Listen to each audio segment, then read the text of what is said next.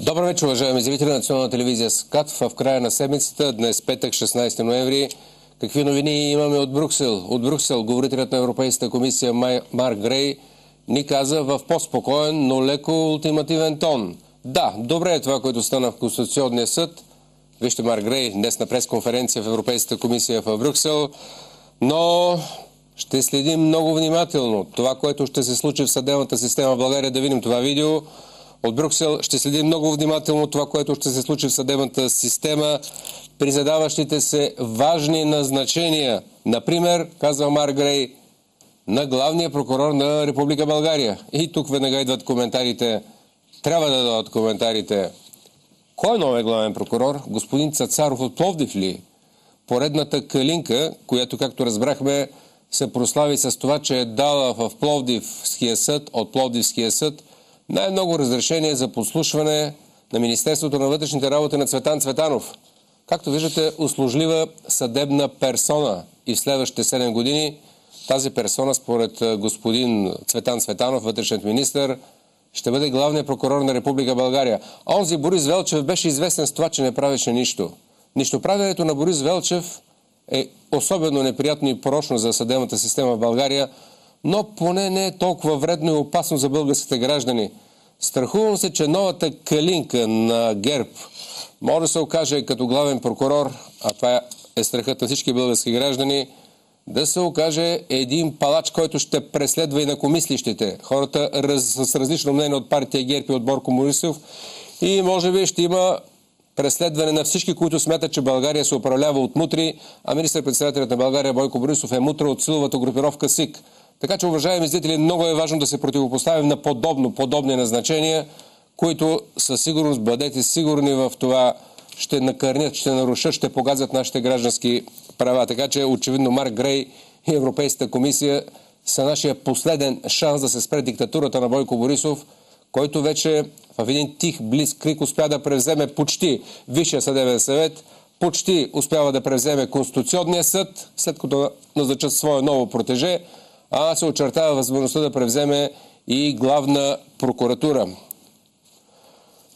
А сега, уважаеми зрители, вижте какво се случи днес, какво излезе от устата на вице-президентката Маргарита Попова.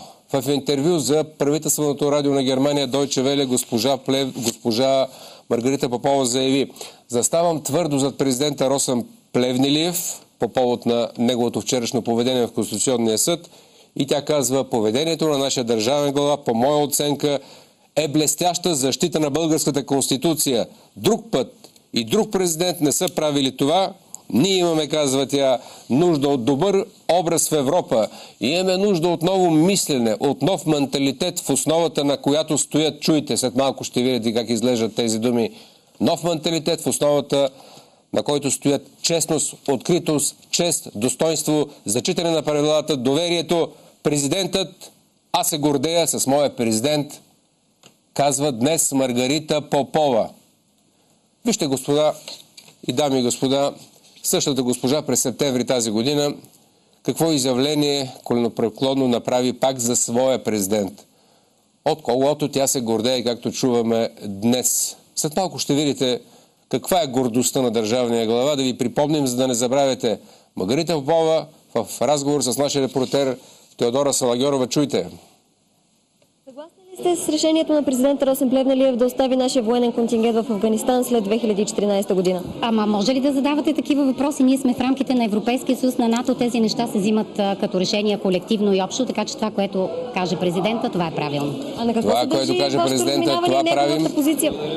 Това, което каже Бойко Борисов, пък това прави Росен Плевнелиев, който не позволи на партия ГЕРБ да изпие горчивата чаша до край и май в нарушение на законите и най-вече на Конституцията осуетив през вчерашния ден клетвата на госпожа Марковска. Не, че госпожа Марковска заслужава да стане конституционен съдия, но едно престъпление не може да се поправи с друго престъпление.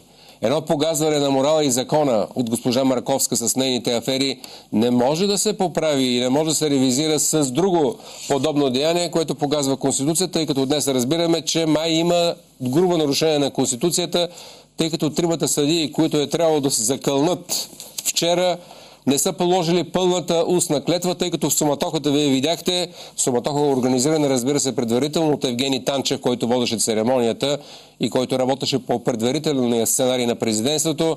Те не са положили пълната устна клетва, следователно не са встъпили легитимно в длъжност. Да видим как ще се оправят в следващите дни по този въпрос. Та стара дума, както каза госпожа Маргарита Попова, че България имала нужда от такъв президент, който бил честен, открит, достоен, зачитал правилата и доверието. Вижте какво представлява истинското лице, вижте, на Росен Плевнелиев. Припомням ви, тъй като нито една друга телевизия не смее да покаже това, откакто той е държавен глава.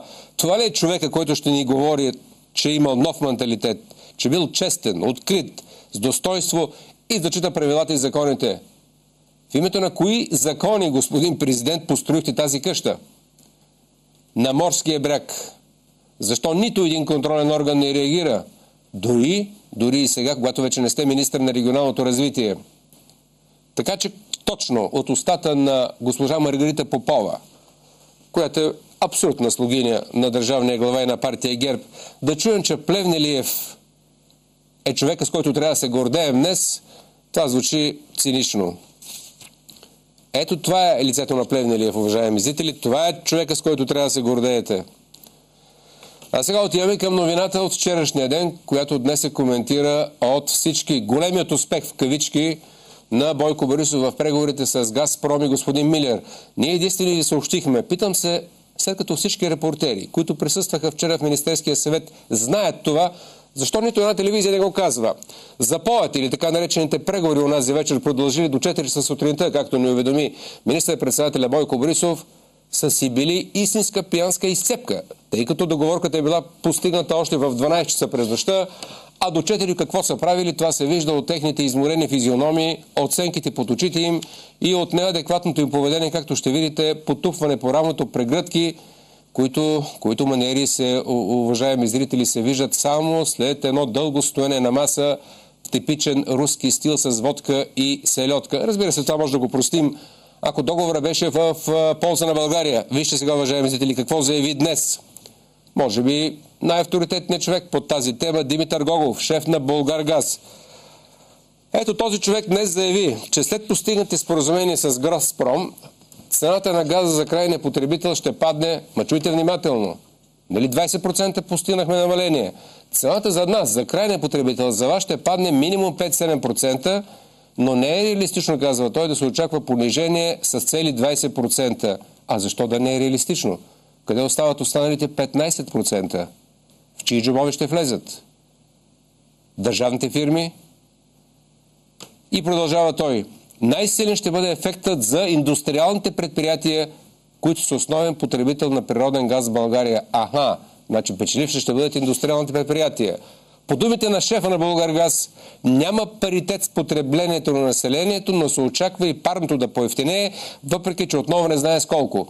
Една проста сметка, която мога да направя веднага, е следната. Официално газа от Русия поевтинява с 20%. За крайния потребител повишението ще бъде 5-6%. А по отношение на цената на парното, което зависи от цената на газта, както някои ефирни телевизии проправителствени заявиха преди малко, евентуално, ако изобщо се свали цената на парното заради понижаването на цената на газта, цената на парното ще падне само с някакви си 2-3% и то под условие, че успеят да се запълнят пробойните в бюджета на държавата и в касата на Булгаргаз, тъй като знаете, много държавните фирми имат огромни дефицити, а същото се отнася и за топлоцентралите в България. Така че, уважаеми зрители, 20% се стопиха, както се топи герберския електорат в последните 3 години и само за един ден от 20% паднаха първо на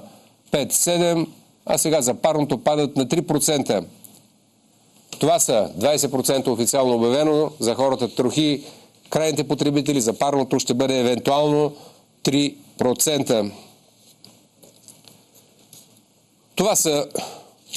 Това е големият успех на господин премиера Бойко Борисов, че през вчерашния ден ви цитирахме изявлението на господин Петър Димитров, който пък категорично твърди, бившият енергиен министър, че е подписаният договор от българска страна за стартирането на строежа на газопровода Южен поток ето това е Газпром и неговите проекти, е голям удар по нашите икономически интереси, тъй като в предстоящите 15 години България няма да получи една стотинка концесионна такса от транзита на газ през България.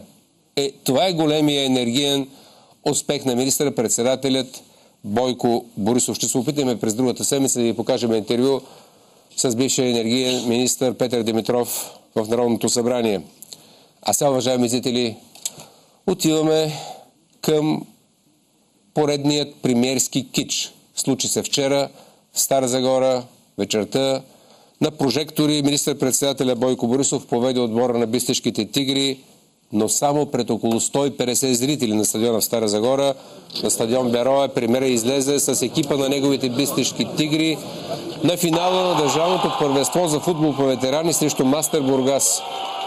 150 души. Това са цигани мобилизирани, както пишат нашите колеги от Стара Загора, от крайните квартали на Стара Загора.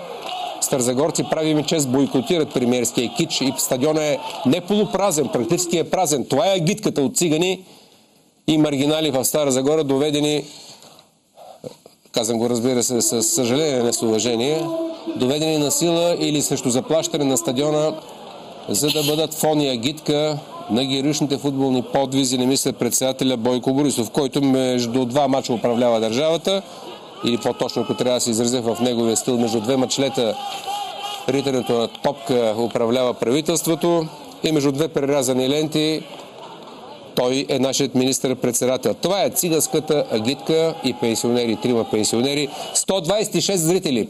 А това, което виждате, е най-големия кич през вчерашния ден, тъй като Бистишките тигри празнуват тази победа, която са постигнали, забележете, с печено теле.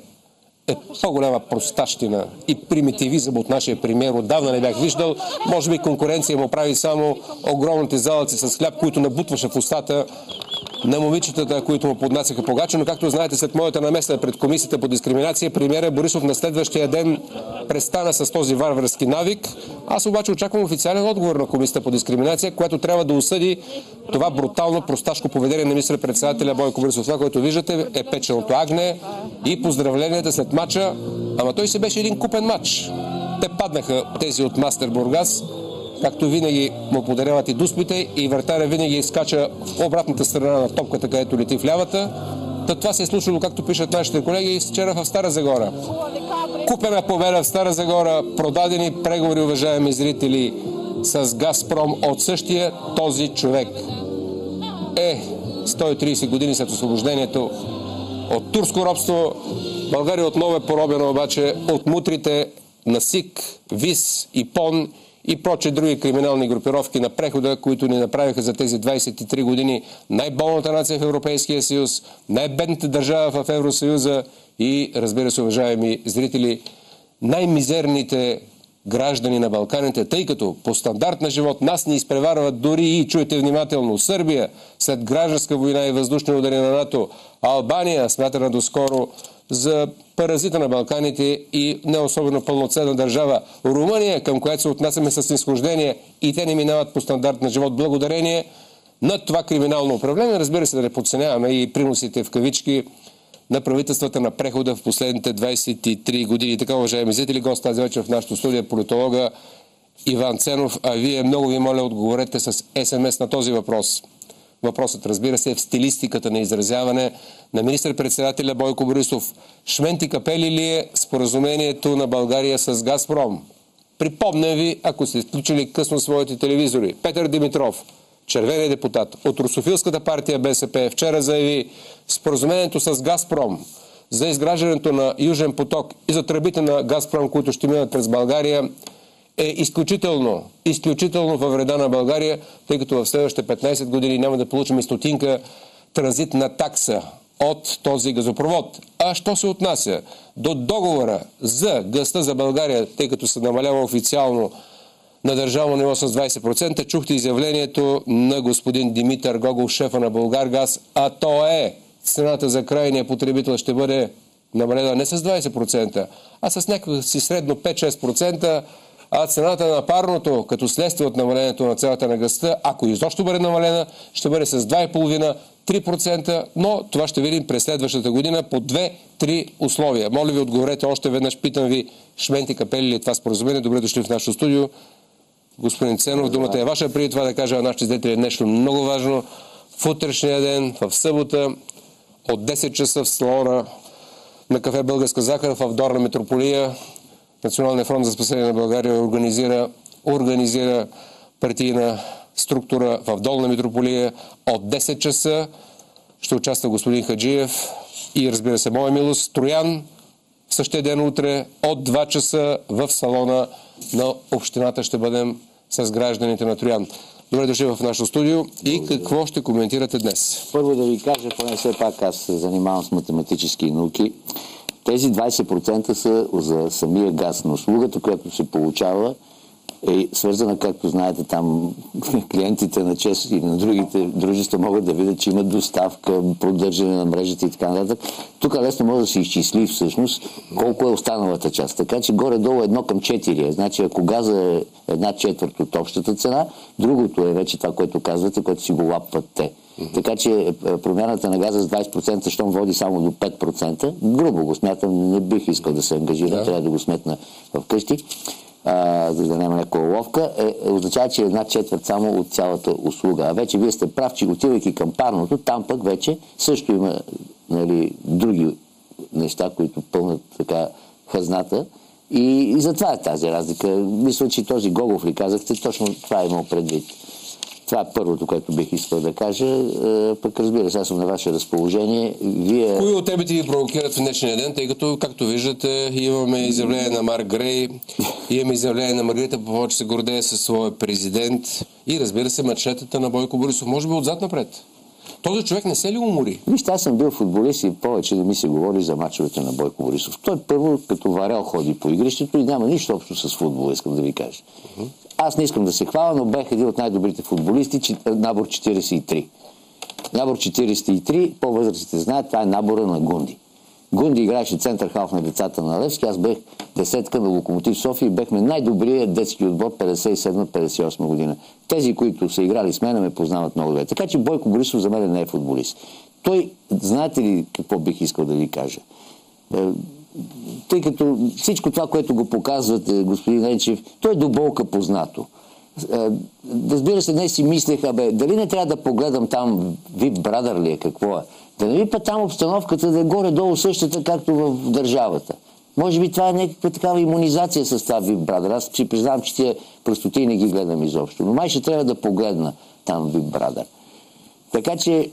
Но вижте, не е толкова безобидно това, което показах от Стара Загора, тъй като сега да ви прочета официалната новина и от видеото на агенция БГНС. Информацията е следната. По информация на кореспондента на БГНС, по време на мача от организацията на ГЕРБ са изпращали СМС-и на своите членове с нощи да присъстват на стадиона, за да гледат премиерския матч, а в публиката на стадиона се видяха голяма част от служители на общинската администрация, младежите на футболен клуб Берой, официални лица, ние видяхме колко са официални, и срещата се охранява от 150 служители на реда, а толкова са били и зрителите.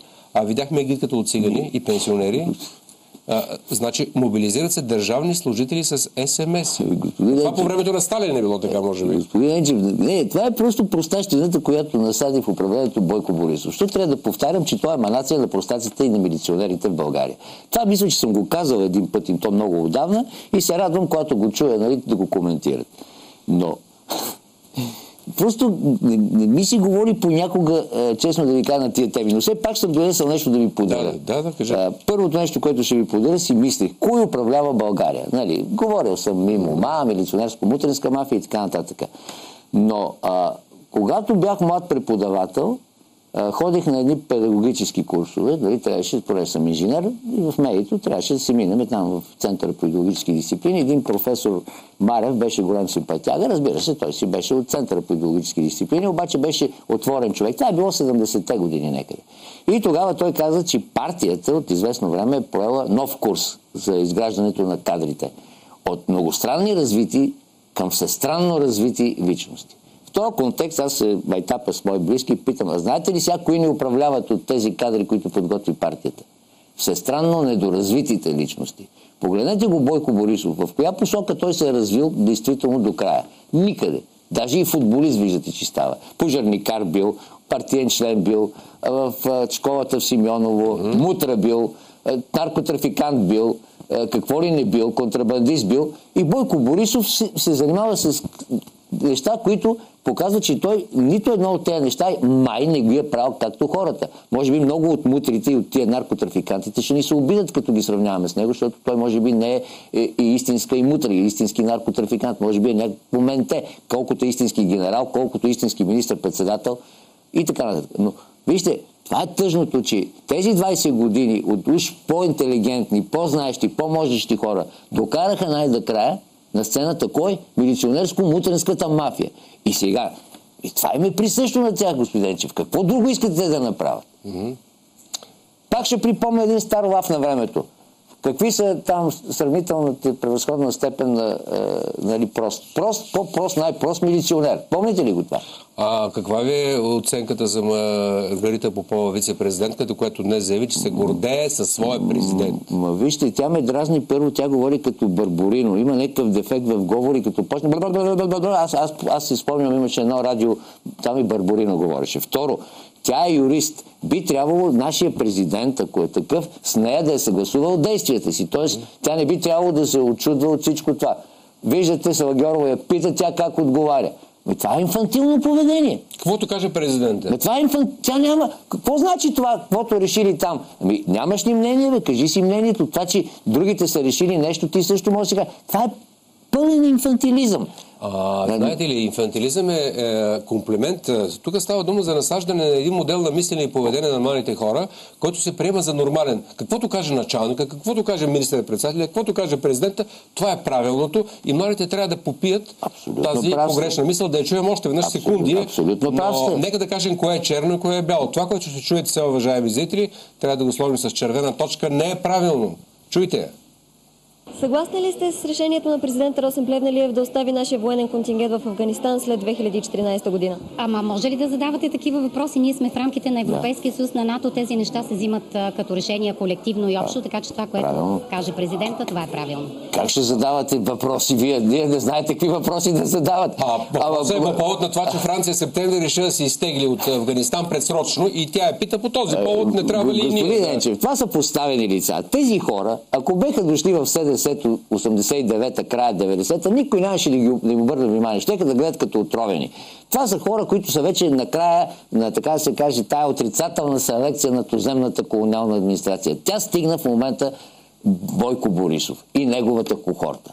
Вие ги виждате. Колко пъти сменява той някакъв министър там на медицинското, какъв беше медицинския министър. Какви ли не неща прави. Тия изцепки с Мишо Бирата и други неща. Това е някаква пълна лудница. Вижте, обидно е за човек като мен, който все пак си заложи авторитета първите години да прави някаква алтернатива на режима до този момент, да ги виждам тези и да ми се правят те на демократи, на носители на новото. Те са толкова стари, че дори Тодор Живков е много по-нов от тях.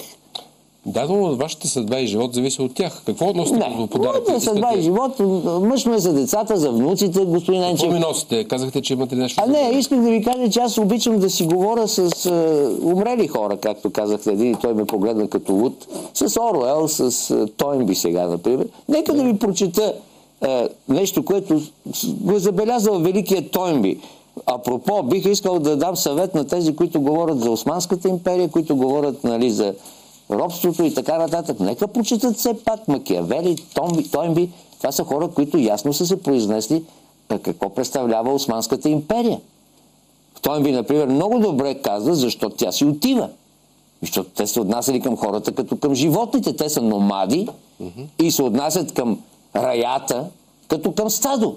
Ние всъщност сме били не робите на Османската империя, а раята, стадото. Робите са били, знаете ли кои? Управленската номенклатура. Еничарите, визирите и другите. Разбира се, закона за девшармето, защо си мълчат? Всяко пето момче е взимано християнче на 7 години е пращано в Анадола. Това какво е? Ето това е роба на султана. Нали, това го казвам между другото, защото Тойнби е просто невъобразим автор. Нашите историци, какво се правят, че не го знаят? Нали го преведохме. Но ето вижте, той човек към края на живота си какви неща пише тук в една книжка, която си я имам. Човекът, освен че е соматичен организъм и част от материалната вселена е и духовно създание. Но нелепо е да се смята, че човекът представлява висшата форма на духовен живот. Изобщо съществуващ или мислим. Той е толкова несъвършен, внимавайте сега, уважаеми зрители, и представлява такава трагична смесица от възвишеност и гадост, че е абсурдно да се мисли за него като за висшето същество на сътворението. Нека да спра да не прекалявам с четенето. Той по-нататък казва, че опитвайки се да се оправя в този хаос, когато ние сме дарени със съзнание, ние правим модели на околната среда, които може да не са верни, но те ни трябват, за да имаме вяра и да се крепиме в живота. Аз затова ви казах одеве, ние с вас също се опитваме непрекъснато тук, за да крепиме хората, да им създаваме тези модели, за да могат те да се опитват да се оправят. Защото иначе, вижте, човек не би могъл да се оправи на базата на здравия разум в това, което става днес в България. Вчера ли, вие ли ги пуснахте тези неща? Кой ги пусна, понеже ваша телевизия гледам сравнително най-много? За Световната банка, колко сме щели да станем, работната сила, не си спомням, при вас ли беше предаването или при някой друг там, че циганите ще бъдат 1/5, че ще намали наполовина работната сила. Тя вече почти намалява наполовина. След 15 години, като намали още наполовина, ние къде ще бъдем? Сега като споменахте Турската империя, да не пропусна нещо много важно. Ние вчера, уважаеми зрители, в аванс ви информирахме, благодарение на нашия балкански коментатор по турските въпроси Любомир Желев, за започналото вече днес работно посещение на турския военен министър в София. Искам да ви обърна внимание, виждайки тези кадри от вчера, че днес Българското национално радио се държеше както се държеше по времето на комунизма. Това, което ние ви казахме снощи в детайли от турската преса, от официални източници, че всъщност целта на това посещение, целите на това посещение са три. На първо място да се осъди критичната ситуация на турско-сирийската граница, разполагането на ракети Patriot край Диарбекир и участието на България в евентуална военна операция с водещата роля на Турция срещу Сирия. Втората цел е България да даде своето съгласие за форсираното приемане на Босна и Херцеговина по искане на Турция в НАТО. И третото, най-важното, да ни се предложи от турския военно-промишлен комплекс да купим тяхна бойна техника, като този танк Алтай. Днес Българското национално радио съобщи за всички тези факти последният начин. Ето пред мен е сайта на Националното радио, че днес се проведоха преговори и работно посещение на двамата министри на отбраната на България и на Турция, по време на което посещение бяха разисквани въпроси от взаимен интерес и стана дума и за турския военно-промишлен комплекс и нищо повече. Това е информацията на правителственото Българско национално радио. Нито дума за това, кои са аспектите на военно-промишления комплекс на Турция, които са били като оферти предложени на масата вече в момента, може би, в тези часове, да купим турска тежка бойна техника, включително и този танк Алтай. Защо и дума не става в официалната информация на радиото, че се иска нашето съгласие и изнудено съгласие да приемем в НАТО Босна и Херцеговина раздирана от етнически противоречия, тъй като знаете, че това е една много сложна държава, създадена в Дейтън през 1995 година. Държава, в която има Хърватско-мюсюлманска федерация и Сръбска федерация, т.е. Сръбска република Сръбска. Т.е. става дума за три етноса в две държави, като в първата мюсюлманско-хърватска федерация изцяло доминират мюсюлманите и влиянието на Саудитска Арабия и Турция е 100%. Всъщност Турция иска да вкараме Босна форсирано в НАТО именно заради своите интереси на верска и на военна политическа основа. Нито дума за това в нашите правителствени медии в днешния ден. Най-общи приказки, господин Ценов, и нищо повече.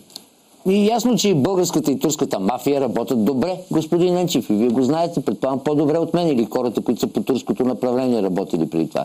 Те са си братя по оръжие. И както се казва, и по бизнес. Тези рефлекси старите се възпроизвеждат едно към едно, само сякаш няма промяна. На информация от аз не знам дали си спомняте, Жоро Коритаров ще ви подсета за тази личност, която не знам къде е сега. Той май си тръгна от медиите някак си бързо и не стана ясно защо. Обаче аз имам някакво подозрение. Той извади едни документи. По въпроса за възродителния процес, ако си спомните, беше ходил във Външно министерство и се оказа, че нашето ръководство в лицето на Тодор Живков и турското ръководство в лицето там, на кой беше, забрах му името, турски имена не помна, много точно са се разбрали за възродителния процес. Не знам дали сте го слушали това предаване. Аз пък мисля, че Коритаров се отиде по друга причина, тъй като Румен Петков реши да го удари, тъй като той много тежко обиди Камен Пенков, неговия заместник министър на вътрешните работи, наричаха го с обидни имена, до някъде с основание. И Румен Петков, в желанието да му отмъсти като вътрешен министър, форсирано отвори в нарушение на закона неговото досието още 5-6 човека. И какво като го отвори? Да, искам да кажа, че това ставаше... Какво като го отвори? На Кеворг не му ли отвориха досието? Пък виждате, че пак си... говори за причини и следствия. Ама не, за мен това е много по-важно. Ти да излезеш и да кажеш, има документи, че е договорен. Ще вземем толкова, стига до тук и така нататък. Тоест така наречения възродителен процес, който нас не изкарват, че сме някакви...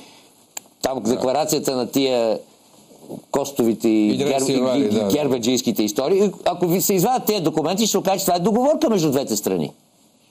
Това е много по-тежка информация от това, че някакъв пикащия в фонтаните, нещо бил се неговия Пенков му бил, нали, пикащия в фонтаните, знаете, и Фандиев наричаше така Румен Петков. Помните го това? Много добре го помня, като стана дума за Румен Петков, да не забравяме, че той оглавяваше червената група от 7 депутати, които миналата седмица подкрепиха кандидатурата на госпожа Верета Марковска. Не само това, той си приятел с Галевите там, нали, ходеше на консултации при тях и пак нищо.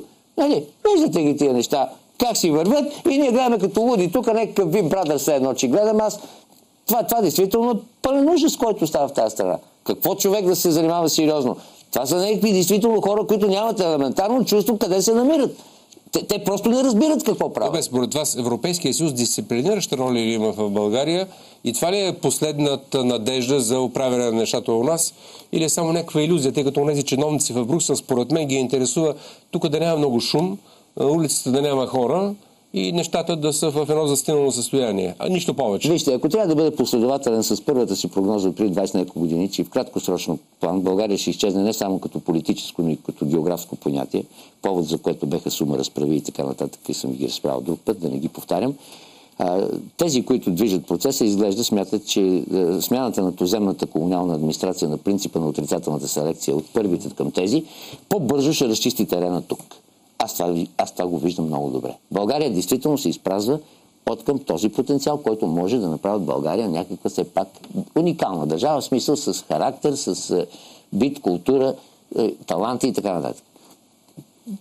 Циганията, която тук се насажда и която се вижда, че ще нараства все повече и повече, както по доклада на Световната банка, вече и те се усетиха, смятам, че ясно показва на къде сме тръгнали. Тогава за какво европейците да се летени гаделичка по лека, от време на време това, нали, помните ли, вие ми казахте, че се занимавали някакви с Бойко Борисов там с тая история. И какво стана, като се занимава? Нищо. Като казвате циганизация, у нас циганизацията върви и по демографска линия, върви и по духовно-цивилизационна линия и дори втората ми се струва, че в момента е много тя е организирана циганизация. Тук става просто за някакви спонтанни неща на циганите. Чакайте да не се разберем погрешно. Това не са циганите, просто решили нещо да правят те. Първо, те са доста страхливи, за да правят нещо. Некой им дава на тех указания. Те са организирани. Те си имат структури, предполагам. Сега тия, дето там ги правят, те какви мюсюлмани, не знам, Пазаджик. Може и това да не е баш истината, защото примерно всеки за някакви пари ще иде. Ми се струва, че е много по-опасно проблем. Вие помните, че Сорос се зае с циганите. Какво направиха на циганите там, някакви форуми и така нататък? Пари им даваха. По това време се разплетоха някои неща, че си хапват от тия парички. Показваха някакви такива цигани, които излизаха тук водачи някакви. Този Кънчев беше... Хелзинският комитет. Кънчев, този на Хелзинския. Той, дето беше женен за циганите. Той държи едната страна, други цигани държат друга страна, но с мен ми се струва, че циганизацията в България просто не е спонтанен процес. И че организацията.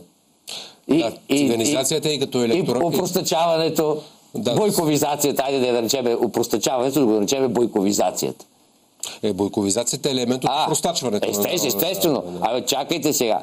Аз пак ще ви кажа нещо като виц. Ще ли да измислят някакви преводачи автоматични вече някаква фирма, така че няма проблеми, ставаме, нали, всички полиглоти. Говори си народния език, всички те разбират. Вие представяте ли си, господин Енчев и зрителите така ще ми извинят, как ще преведат Цецо Цветанов? Който е автоматичен преводач, който може да разбере, че той нищо не иска да каже. Всички преводачи в такъв момент превеждат нещо смислено. Да. За да не стане гаф. Ако Цецо Цветанов трябва да го превежда автоматичен преводач, той трябва да е специално обучен, че когато е Цецо Цветанов, той трябва да го пусне някакви смислени неща. Нали си спомните в Берлин, когато гостуваха с Цецо Цветанов на фондация Конрад Аденауер, ние имахме тези кадри на времето, и когато Борисов разказваше как разкопавали гробове, за да варят труповете на престъпниците, и използвано два пъти думата шменти капели. Това е сега въпросът, който задаваме. Много хора се запитаха как ще преведе на немски шменти капели. Тоест, действително Борисов със своя елементарен изказ, със своята чалголизирано говорене е непреводим. Да чуя вас, уважаеми зрители, дали може да превеждате това добре, което става днес в България. 83% от вас смятат, че е шменти капели това, което е като преговори и договори между България и Газпром. Добър вечер. Живи и здрави и ви поздравявам с вашите прекрасни предаване на вашата телевизия. Да. Искам да ви попитам нещо, един прост българин, с едно 11 клас, имам 11 години в първи клас съм учил. Антикомунист съм. Много ви моля, кажете ми, коя партия до сега и какво направи след демокрацията? Нали се бореха за демокрация, за нещо? Забравиха Ботев и Левски. За нас трябва някой Ботев и Левски, който да се възроди наново, да поведе това заспало племе. Защото кой уби Ботев? Кой предаде Левски? Българин. Ние сме едно робско племе и трябва да се осъзнаеме и да тръгнем напред, защото никой няма да ни донесе така даром комаче или залък хлебец. Господин Цанов, вашия коментар на това изказване, поне според мен нихилизма и отчуждеността и вътрешната имиграция от такива хора се засилва и тези хора се увеличават. Това е едно отчуждение от своя народ. Той е жертва на манипулативни формулировки. Ако идем много на сериозно ниво, той трябва да знае, че демокрация означава управление на много хора за собствен интерес. За разлика от олигархия, където е, да кажем, на малка група хора за собствен интерес и тирания на един човек за собствен интерес. Това е по Аристотел, не е по мен. Не имах предвид... Така че той мисли, че демокрацията е нещо хубаво. Не имах предвид неговия нихилизъм, че народа българския предава своите герои и е неспособен за нищо. Сега, това повече ме впечатлява. Предателствата в българската история много е говорено за тях. Аз не смятам, че съм капацитет. Но аз пак ви казвам, от 1000 години България не е суверенна държава. Да не говорим за турското робство или присъствие, или както искате го наричате. Византия 200 години. Някакви там съмнителни след това царе, които са ни ги пратили от север. След това турците. След това тук пак ни дават някакви царе, нали? След това в рамките на соцлагера и сега в рамките на така наречените... Къде оставате национално-освободителните борби? Така. Вижте, тези национални освободителни борби съм ги изследвал сравнително по-подробно и трябва да ви кажа, че много внимателно трябва да се отнесем и към тях. Аз съм питал Тончо Жечев. Викам, Тончо, лека му пръст и светла му памет. Не е ли платил някой чорбаджия, дал ли да даде пари за някоя чета, за да се бие срещу турците? Вика, има. И знаеш ли, Иване, как е свършила цялата работа? Предал ги е един известен български поборник за точно тия. Защо? Те не знаели какво правят. И ги е предал на турците. Драган Цанков. Пловдивска чета се направи. Това съм го чел в книги, които беше дал Тончо Жечев. Уникални книги, нали? Тоест, имало е, да. Обаче, помните ли какво стана с Леваневски ли беше? Да, партизански командир. Помните ли какво стана с него? Менте. Не. Те го убиха нашите тук. Те са го карали след 9 септември да си копае гроба. Той е бил извън контрола на тези, които са били под контрола на Москва. Говоря за този, който се представяше за Леваневски. Не, оставете го този. Говоря за истинския Леваневски. Той че бил мет. После, подводничарите и така нататък. Тук имат съвсем ясни доказателства. Че са били предадени. Естествено. Искате да внушите, че... Не, аз съм говорил много сериозно на тази тема. Тук, ако не е контролирано отвън национално-освободителното движение на България, то се санкционира от тия, които е трябвало да ни освободят. Левски, Стамболов, Стамбулийски. Това са хора, които са премахнати заради имперската руска политика. И си вземете книгата "Авантюрите на руския царизъм в България", да видите за какво става дума. Как целият така наречен освобожденски елит тук почти, или ако не целият, голяма част от него, е финансиран директно от Азиатския департамент. Тази книга е издадена и на български език. Какво се правят историците, че не знаят за какво става дума? Христо Ботев в свои статии пише тези... Не само това. Да. Граф Игнатиев казва: давайте бързо да действаме, че после тук червените фенери допуснаха турците, няма кой да се дигнем. Той казва: вие ако си мислите, че ние сме дошли да ги освобождаваме тия, вие значи не правите разлика. Да чуем следващи зрители, вие сте в ефир. Добър вечер. Намеренията и средствата, с които се прави руската имперска политика. Това съвсем не значи, че ние не трябва да имаме определени добри отношения с руснаците. В крайна сметка те са ни дали държавност, но тези неща в началото на 80-те, 90-те години ние смятахме да ги поставим за националното освобождение на България след 89-та година. Не за нещо друго. Говорите за нов прочит. Не, вижте, ние, ако не седнем наравно на масата с колонизаторите, ние просто ни няма, разберете го това. Колко пъти го казвам. Да чуем следващи зрители, вие сте в ефир. Добър вечер. Добър вечер, слушам ви.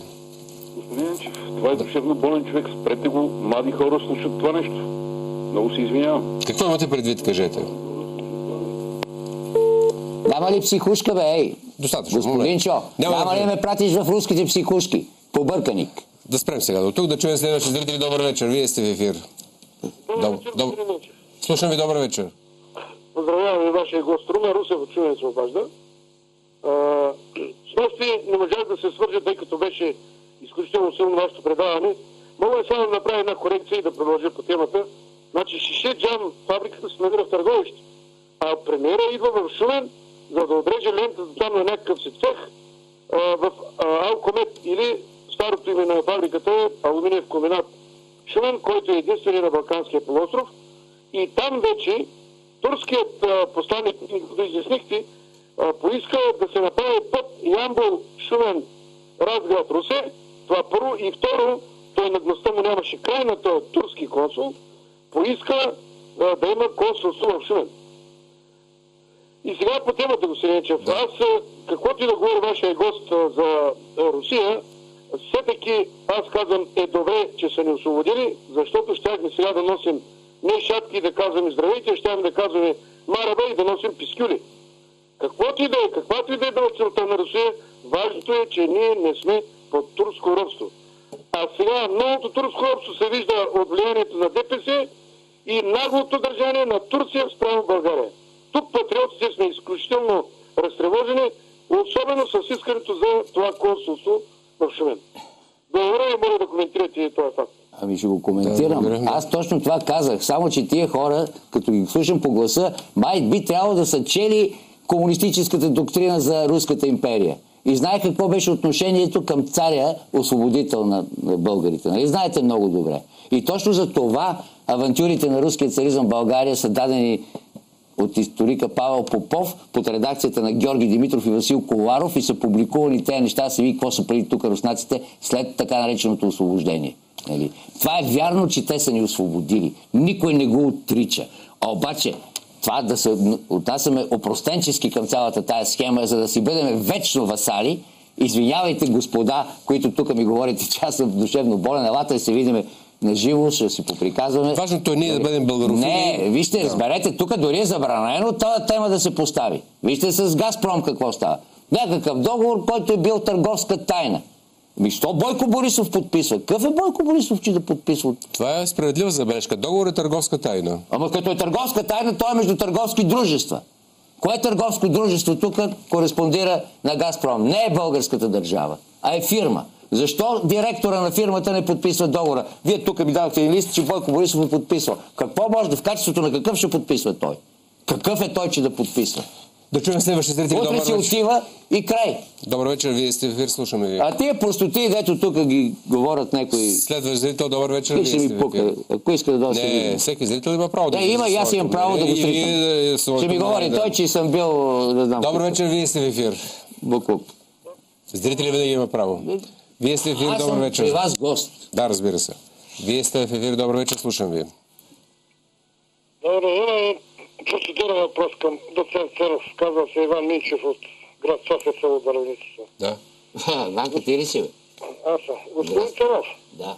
много хубаво говорите там с колегата. Прекрасни работи говориш. Казвам. Познава се. Обаче за зектата това е най-важен въпрос, бе, с циганите на човек. Циганите не преземат, не турците, разбираш. Аз не съм казал това. Точно това казах, че циганите са опасни и то някой ги ръководи. Циганите изглеждат някак си ще са, турците някак си ще са грамотни, ще се образоват, са работливи са хората. Така е, бе. Чено нищо диме. Така е. Аз това с тебе сме на едно мнение. Трябва да се видим, че не сме се виждали отдавна, Ванка. Добре, добре. Благодаря за вашето включване. Така е, Ванка, да точно чуем така. следващи зрители, добър вечер. Вашето мнение за това, което става в България в тази седмица. Днес сме петък, 16 ноември. Добър вечер. Битка. Да, слушам ви. Ало, добър вечер, господин Енчев. Добър вечер. Петрунова съм от София. При цялото ми уважение към вас, бих искала да ви помоля да не каните параноици и психично... Не, чакайте. Не, Дайте сега аргументи, факти. Дайте вашата теза. Нека да чуеме народа. Не е обида. Защо да обида? Добре, не можем да разговаряме с нормален Тя тон. обижда, себе си обижда, като говори такива неща. Слушам ви. Давайте, госпожо. Маля, аз съм правнучка на опълченец от Шипка. Ей, И няма да позволя един психично болен да хвърля кал върху всичко, което е извършено на тази най-велика българска битка. Българо-руска битка. Идете да се лекувате, господине, в сериозно заведение на 4-ти километър. Да. Ще ида, спокойно. С вас обаче. Вие трябва да ме заведете, защото имате връзки там, сигурно. Да чуем, че ви познават всички там. Очевидно доста възбудихте реакциите на Това са хора неграмотни, бе. Това е пълна неграмотност. Да чуем следващ зрител. Вие поискате, господин Енчев, с такъв народ, нали, да правим неща. Его Минчев, който го познава много, бе, най-обикновен човек, ги разбира тия неща по-добре от някаква внучка на някакъв... Следващ зрител, добър вечер, вие сте. Умрял на шипка или бил се на шипка. Ми се бие, разбира се. И затова са ги закарали там, да се бият, да свършат работа. Добър вечер, вие сте в ефир. Добър вечер. Слушам ви по-високо. Пълна неграмотност. Абе, махнете го този идиот, който сте поканили в съюза. Скарайте го този тъпък. Добре, да чуем от какво са недоволни, слушам ви. Ами какво е станал тук да плюе по Русия, този идиот? Той Юлия.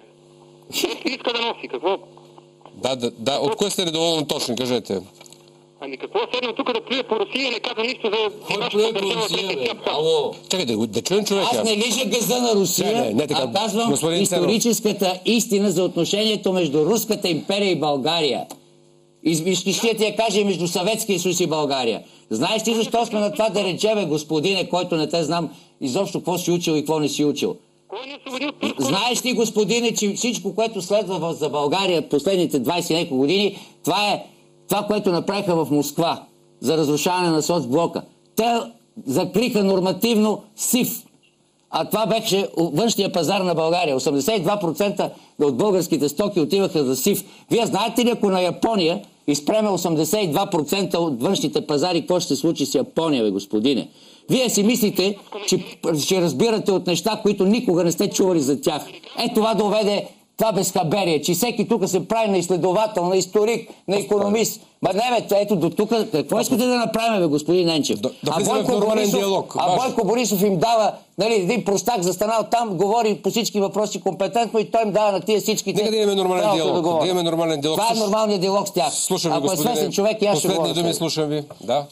За мен вашия гост е едно американско мекере или турска подлога. Не. Благодаря за вашето обаждане, да чуя следващи зрители. И преди 89-та година ми казваха, че съм американско мекере. Последни зрители за тази вечер. Слушам ви, добър вечер. Добър вечер, вие сте в ефир. Гласувате много показателно. 83% отговарят утвърдително на поставения въпрос. Добър вечер. Добър вечер. Слушам ви. Защо е такава реакцията срещу господин Ценов? Сигурно много ги заболя някой от това, което казва. Много скачат силно. Това значи, че много ги е нажило. Ами невежеството е сила, господине. Когато невежите им дадеш възможност да говорят по медиите, ето тук докарваме. Вижте ги тия във VIP Brother, там от време на време превключвам. Седат, реват едни такива някакъв къци в Царов, един дебел, там го показват някаква друга. Това е пълно падение на нравите, на етиката, на морала. И същото е в Министерския съвет. Същото е в парламента. На мен ще ми говорят тук. Я ги вижте там уния, какво правят. Всеки ден си сменят мнението. Не може да изберем едни конституционни съдии, като че ли кой знае, ако избереме той или он, какво ще бъде. Всичките са абсолютно еднакви. Впрочем, вчера има една много добра идея от господин Николай Слатински. След този скандал в Конституционния съд се поставя от него въпроса: трябва ли България да има такава институция? Още повече в Европейския съюз има само 5 държави с такива институции.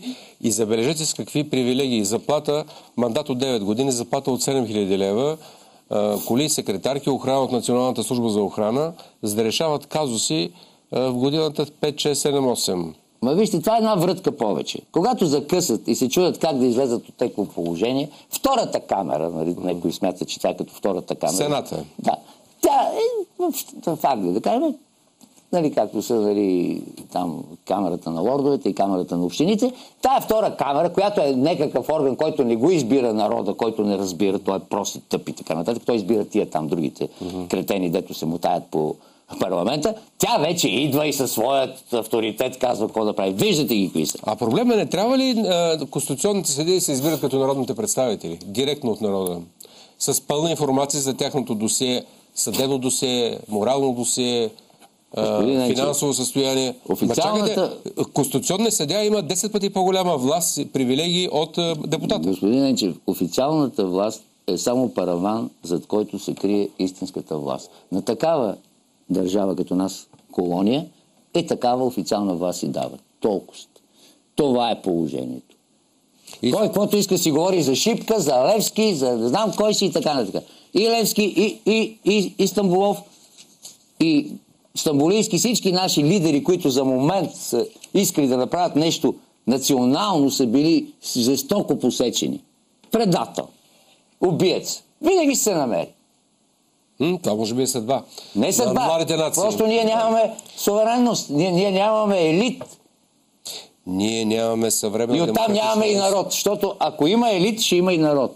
Ние сме една сбирщина, която всеки тегли насекъде. Сега са им дали медиите, мислят, че са, като свободстват, мислят, че са свободни. Повечето от тях едва си взимали изпитите, предполагам, там къде са учили някъде и са непълно. Вие сте прав. Ако видим образованието и дипломите на тези, които ни управляват, че са оплашени. Вижте дипломата и образованието на Бойко Борисов, на Цецка Цачева. Ма не, вижте с нощи, понеже Марк Селби дойде един от снукърджия, тук в България има турнир, и дойде при Слави Трифонов. Той е англичанин човек. Боже мой, хумора на Слави, той през цялото време гледаше като отроен. Той не можеше да разбере, че Слави се опитва нещо да се шегува. Този провинциализъм тук, жесток провинциализъм, който е в България. Вие вижте, че повечето вече отговорищите мякат и така нататък. Те не могат да говорят правилен български език. Да. Какво искате повече от това? Това е провинциализъм. Потопени сме в него. Когато Желев, нали си спомняте, най-голямата му гордост, че каза, няма вече жителство, всеки може да дойде където си иска. И всички, които не беха могли да дойдат в София, се юрнаха към София. А софианци се изнесоха в чужбина. И се свърши цялата работа. Благодаря за вашето гостуване, господин Ценов. Благодаря за вашето гласуване, уважаеми зрители. 85% не са съгласни с споразумението за Южен поток и за цените на газта и смятат, че споразумението с Газпром е шменти капели, както твърди министър-председателят Борисов, да? Да се извиня на телевизия СКАТ, но вие знаете, още с идването тук аз имах проблем, който малко ме и без значение. Извинявам се на тези зрители, които все пак са искали нещо да чуят по-интелигентно, но изобщо не се извинявам на тия, да ме пращат до психушки и така нататък. За мен те са просто или подставени лица, или са някакви. Благодаря за вашето гостуване, благодаря за вашето внимание, уважаеми зрители. Утре ще се видим в Долна Митрополия и Троян. Приятна вечер до понеделник.